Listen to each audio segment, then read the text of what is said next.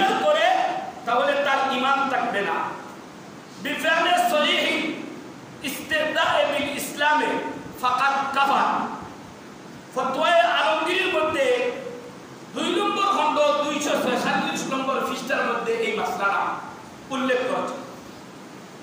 কোন ব্যক্তি যদি কোরআন এবং হাদিস বা কোরআনের কোনো আয়াতকে অস্বীকার করে, কোরআনের কোনো আয়াতকে অস্বীকার করে বা উহার হুকুমকে নিয়ে একটা বিদ্রুপ করে, তাহলে তার হুকুমটা কি বলে ওই ব্যক্তি মুরতাদ হয়ে যাবে, মুরতাদ হয়ে যাবে।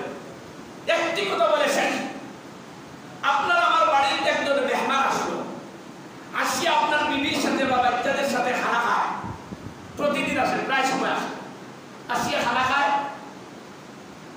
খানা খাওয়ার পরে আপনি দেখেন, দেখে বলেন এগুলো প্রতিদিন বাদ দেওয়া, এর অর্থটা কি দাঁড়ায়?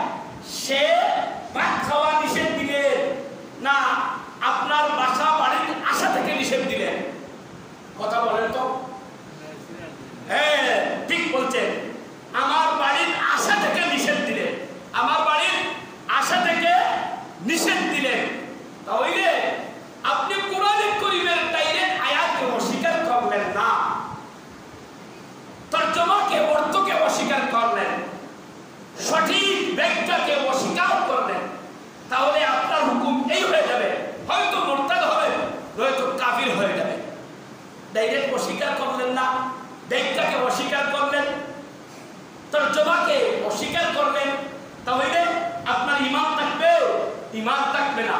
তাহলে ওয়াজ এই জন্য, ওয়াজের অর্থ প্রথমে বলছি, ওয়াজ কারে বল, ওয়াজ কোথা থেকে আসছে, আর পরে বললাম যে ওয়াজের যদি অস্বীকার করেন, কোরআনকে অস্বীকার করেন, তার ব্যাখ্যাকে অস্বীকার করেন, বিশ্লেষণকে অস্বীকার করেন, তবে মনগড়া বিশ্লেষণ না, মনগড়া বিশ্লেষণ না, কোরআন সঠিক কোরআন হাদিসে ভিত্তিতে হইতে হবে।